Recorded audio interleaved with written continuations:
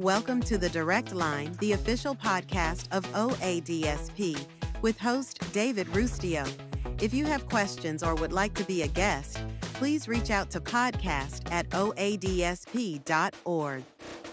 I'm David Rustio, and today I'm speaking with Kim Chaney. Welcome to the show, Kim. Hi, thanks so much for having me. How are you today? I'm doing great. How about you? I'm doing fantastic. So which one's better, great or fantastic? Fantastic, maybe.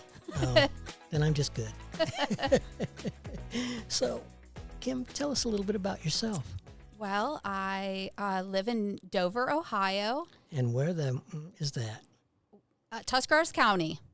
Okay, again. Tuscarawas County. Tuscarawas. Yes. Was it named after I think just dinosaur? the local river. Oh. Indians. Okay, Indians. Okay. Yeah, Interesting. Great. Yeah. However, I'm originally from Michigan, so I'm a huge Michigan fan, probably the only one locally. I think we're over. We're done. Well, I did get one of our DSPs here bought me a Ohio State poncho that I agreed to wear if Ohio State wins this upcoming year. So we'll see what happens. And they will. So maybe. Get one that fits. I'm just kidding. I also love dogs and cats. We have 3 dogs in my household, Daisy, Ozzy, and Gypsy. Okay. I have 2 cats, Nookie and Roxy. Nookie? Nookie. We named him after a character on Boardwalk Empire. So it was supposed to be more like Nucky. However, everybody just called him Nookie, and it stuck. Okay. Yeah. And I collect old toys, and I love to shop for... Now, these are kids' toys, not adult toys, right? No, kids' toys. Okay, all right. Just Children's making sure. toys. Yep. And I love to shop for those and just about anything else. So you like to shop for clothes? Clothes, shoes. For you, for others, for both? Mostly probably for me, but for others also. Okay. And do you actually go into stores to shop, or do you do it online? Oh, both. Okay. Both. Mostly, though, I probably mostly shop in stores. Even your groceries? Yes. Oh, wow. No. I can't do that. You do delivery. I do delivery. We do delivery sometimes for here. Oh, well. Yeah. I get it, but I don't want to go into a grocery store. I kind of like it. I don't know that I like it, like weekly is good for me. So why do you like it? I just like to get out and do stuff. Okay. Yeah. Interaction. Yeah. All right. Good for you. What else do you like to do? I like to go on vacation. I go to Michigan a couple times a year and spend time with my family. Where's Michigan? North. Like past Canada or? Not quite past Canada. From here, it's about 7 hours for us to drive to the cabin. Holy so the smokes. cabin's in between Grayling and Kalkaska. And it's a cabin that my grandfather built with his father. Interesting. And so we go up and we mushroom hunt and we have bonfires and we go on critter cruises. And what's a critter cruise? critter cruise is getting in a battery-powered golf cart, and we drive through the woods and we look for animals and Okay. yeah, So you just see how many different animals you can find. pretty much. Well, Yep. that's great. Yeah. So all this fun you have in your life, what do you do for a living? I am the director of services at Advocates for Success. So, I kind of oversee our amazing DSPs. I, maintain communication and relationships with our families, our county boards, our SSAs, a little bit of paperwork. A little bit? Well, a whole lot of paperwork, but I'd rather be with the people. So that's usually where you might find me. So what's your favorite part of the job? Absolutely 100% the individuals that we serve. Okay. Yeah. What's your least favorite? Now, your boss is not in the room, so don't worry about that. She already knows it, and it's definitely the paperwork. Okay. So is it all on paper? You have electronic anything? We do a lot of electronic documentation. However, I'd say that's probably not really my favorite either, whether it's on paper or not. But, yeah, we do a little bit of both. Probably in 100 years, we'll just think it, and it'll show up on the doc sheets. Yeah, that would be amazing. I'd be a big fan then. Yeah. If it was right, but we may not want to know what everybody's thinking. So Maybe not. when they're doing their job and, Yeah. having to report how their day went. Yeah, absolutely. So tell us a little bit about your organization and what you do and who you serve. So, well, we started in 2016, officially opened in 2017. We serve about 100 individuals with disabilities that in our community. We do a variety of services. So we do HPC. We have a day program that supports day services and voc services. Mm-hmm. We do some group employment. We do employment supports, both through waiver services and Employment First. And we have a lot of fun. So we do a little bit of everything. Drumming. We have a cafe in our agency that our individuals run. Really? Yes. It's open Monday through Thursday, and they do everything from the menus, the food prep, to the cash register and the cleanup. They serve. They cook burgers, pizzas. Do people from the community come in? It is not open to the community. We have opened it to our county board. Okay. And of course, like when new families are coming to learn about us, we have had some come in for lunch. All right.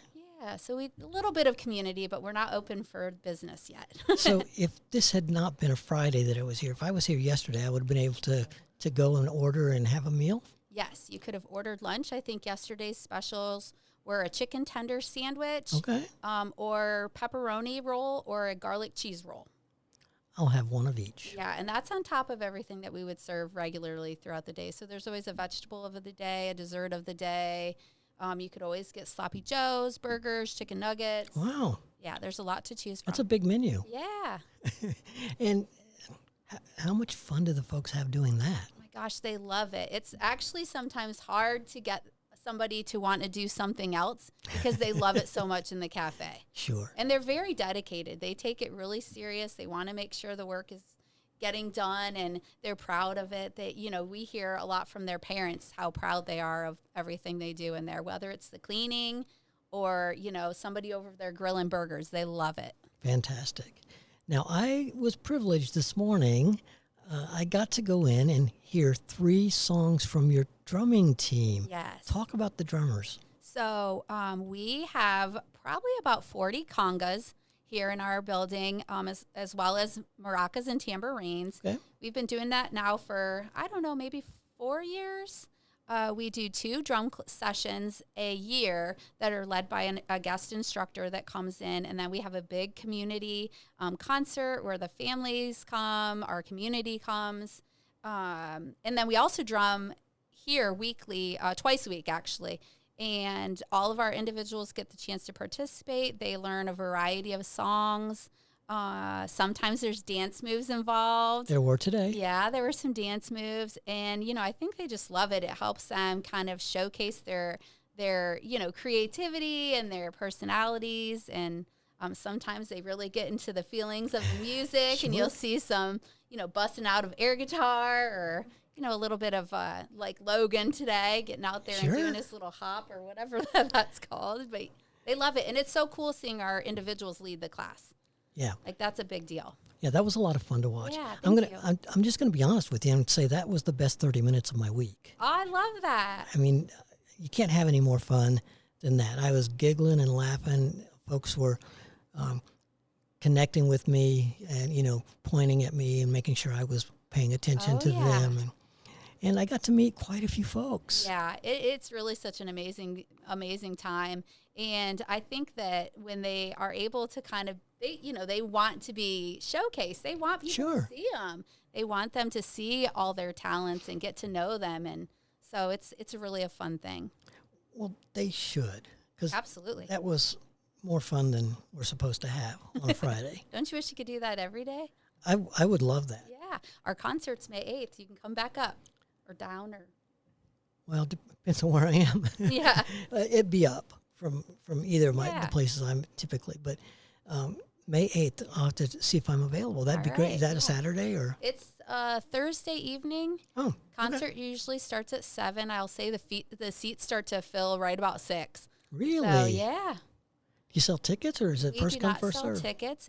It's totally free. We'll do some snacks and desserts and punch for after the concert. Not spiked punch. No spiked punch. Okay.